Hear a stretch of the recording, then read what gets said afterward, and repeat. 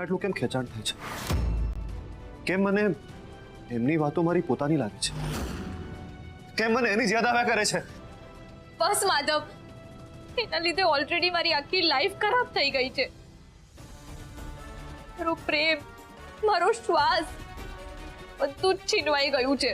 સંસ્કૃતિ, એનું નામ નહીં લે મારી સામે. તો પછી મારે તમારું નામ પણ લેવાનું બંધ કરવું પડશે. સંસ્કૃતિ.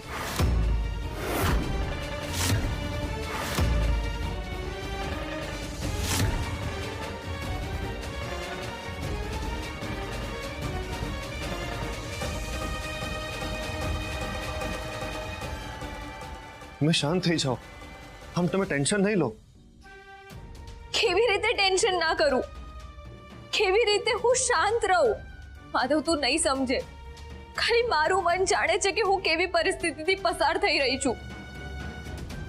માધવ, તું મને પ્રેમ કરે છે, તું મારી બધી વાતોને સાચી માને છે, તું પછી શું કામ મને છોડવા ઉપર આવી ગયો છે?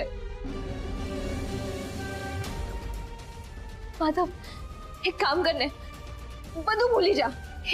એને સાવ ભૂલી જા. હું છું ને તારી માટે. હું તારી પાસે જ છું.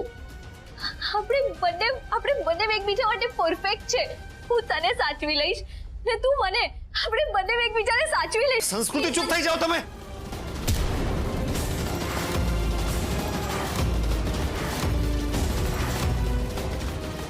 સંસ્કૃતિ, સંસ્કૃતિ, સંસ્કૃતિ, શું થયું?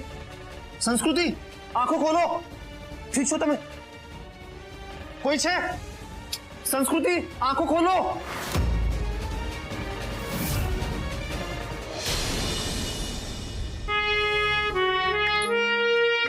પપ્પા. અરે ઐશ્વર્યા બેટા, આવ આવ આવ, બેસ બેસ બેટા. પપ્પા, મારે તમારી સાથે એક વાત કરવી હતી. આ બોલે બેટા.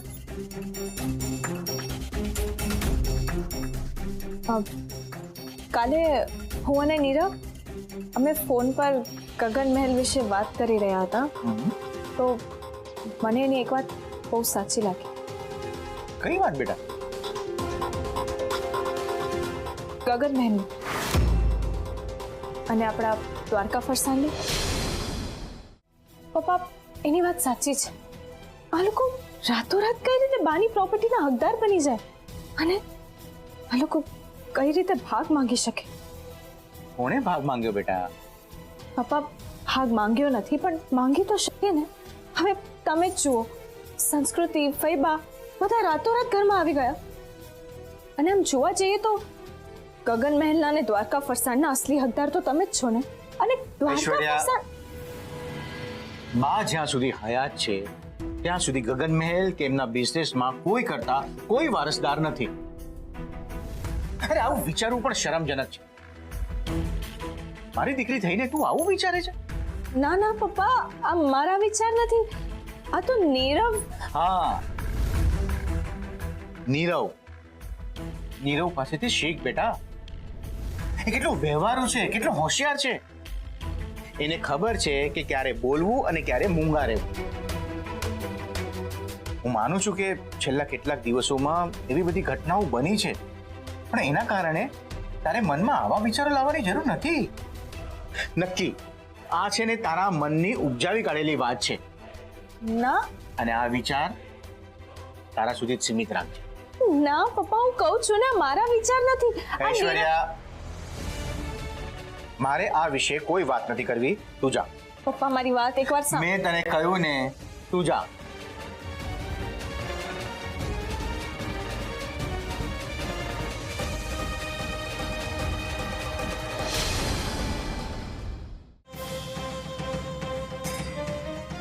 કંઈક તો એવું કરવું પડશે જેનાથી માધવનું ધ્યાન સંસ્કૃતિ ઉપરથી હટી અને કૃતિ ઉપર વળી જાય.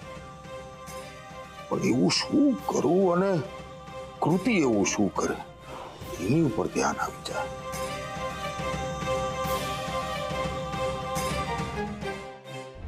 આવો આવો ઇન્સ્પેક્ટર સાહેબ, શું કામ કાઢ્યું આજે અમારું? સર, તમને કેટલા બધા ફોન કર્યા.